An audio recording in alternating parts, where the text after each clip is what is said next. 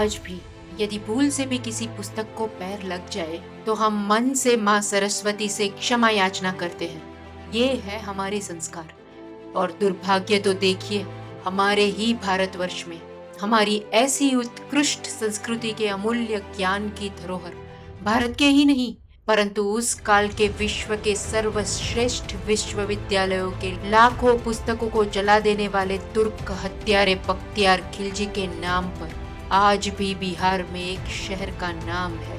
परंतु उस जिहादी को असम से उल्टे पैर दौड़ाने वाले शौर्य से परिपूर्ण असम के राजा पृथु का विजयगान गाने वाली शिलाओं की ओर देखने वाला भी कोई नहीं। हमारे शास्त्रों में प्राग ज्योतिषपुर तथा कालांतर में कामरूप, जो आज भारत के उत्तर पूर्व में स्थित प्रदेश असम से जाना जाता है, उस कामरूप क्षेत्र के एक शासक थे माँ कामतेश्वरी के भक्त पृथु। उत्तर पश्चिमी भारत में इस्लाम ने अपने पैर पसार रखे थे। गोरी सल्तनत के कुतुबुद्दीन ऐबक ने मिर्जापुर क्षेत्र, आज का उत्तर प्रदेश तथा बिहार के सीमावर्ती क्षेत्र के सेनापति के रूप में बख्तियार खिलजी की नियुक्ति की थी और उसने अपनी जिहादी मानसिकता के अनुसार बिहार के अन्य प्रदेशों और बंगाल में भी आक्रमण कर आतंक मचाना आरंभ कर दिया था। उसी के भागरूप वर्ष 1193 में बिहार में स्थित प्रख्यात विश्वविद्यालय, जो समग्र विश्व के लिए ज्ञान का स्रोत था, ऐसे नालंदा विश्वविद्यालय को उस मतांध हत्यारे ने अपनी जड़ बुद्धि का परिचय दे विश्वविद्यालय तथा लाखों पुस्तकों से सुसज्जित पुस्तकालय को जला डाला।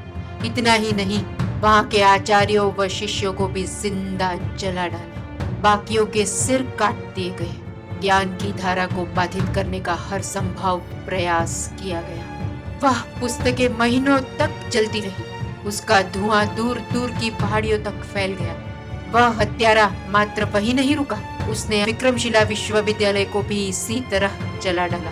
विश्व भर में लिखी गई अनेकों विषयों पर कितनी ही पुस्तकों को उस मूर्ख जिहादी ने इसीलिए जला डाली क्योंकि वह ज्ञान काफिरों के अधीन था। कैसी घटिया सोच!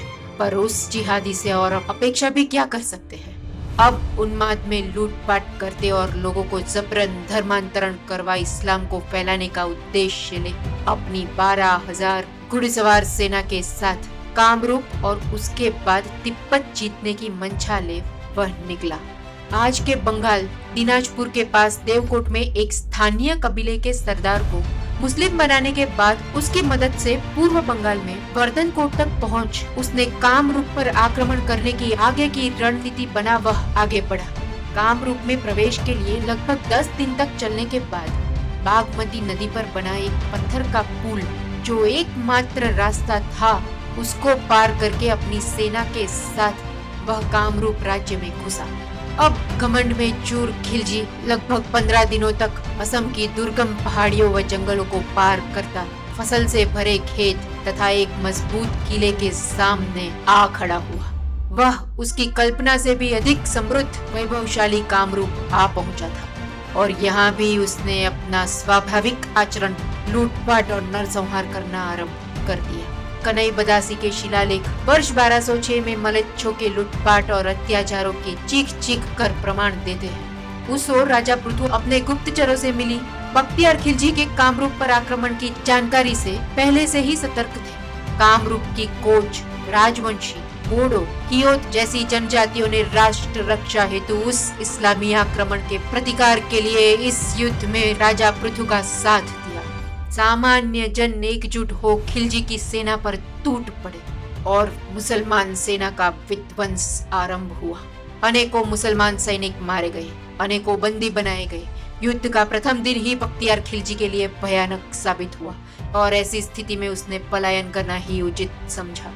वह और उसकी सेना जान बचा के बंगाल की ओर वापस मुड़ी।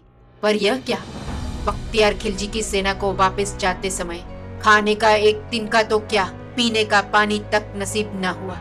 योजना के अनुसार प्रांत के सामान्य जन ने खेतों की फसल जला डाली थी, अनाज के भंडार नष्ट कर दिए थे, कुएं व तालाब के पानी भी नष्ट कर दिए थे। शत्रु अब बिना युद्ध के ही अधमरा हो चुका था। खिलजी की बची हुई फौज भी जान बचाकर भाग खड़ी हुई। उस बीच राजा पृथु ने मार्ग में ही उसकी भागती हुई सेना का पीछा कर आक्रमण कर दिया। और अब बख्तियार खिलजी के पास उल्टे पैर दौड़ने के सिवा और कोई विकल्प बाकी नहीं बचा था, क्योंकि वह अच्छी तरह से जानता था कि यदि उसका सामना राजा पृथु से हो गया तो उसको हुरों के पास अवश्य ही पहुंचाया जाएगा।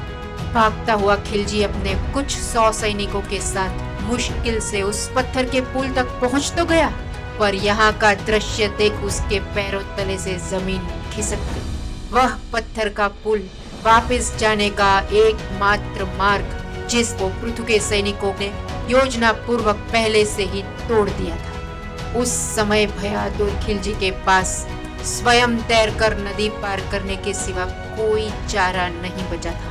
वह और उसके बचे कुचे सैनिक नदी में कूद पड़े। नदी के तेज प्रवाह में उसके कई सैनिक बह गए और बड़ी मुश्किलों के बाद खिलजी नदी के किनारे पहुंचा। कुछ सैनिकों की सहायता से उसे बंगाल में अपने गढ़ तक पहुंचाया गया, परंतु ऐसी भयानक, अपमानजनक, शर्मनाक हार के सदमे से वह जीवन भर उभर नहीं पाया। बीमार और घायल खिलजी को उसके ही सेनापति अली मर्दन ने मार डाला और खुद बंगाल का शासक बन गया। राजा पृथु ने बंदी बनाए गए सैनिकों की विनती पर उन्हें जीवन दान दे अपने राज्य में बसने की अनुमति दी और तब से असम में मुस्लिम बसावट की शुरुआत हुई। असम की समृद्धि, सामान्य जन की धर्म रक्षा के लिए बलिदान देने की तत्परता तथा शौर्य व रणनीति में निपुण राजा पृथु की ऐसी गर्वान्वित करने वाली विजय को अंधकार में धकेल हमारे इतिहासकार मुगलों के तथाकथित महान इतिहास को चमकाने में लगे रहे, परंतु पत्थर के अभिलेखों को मिटा देना उनके नियंत्रण में नहीं था। कभी तो सत्य उजागर होना ही था।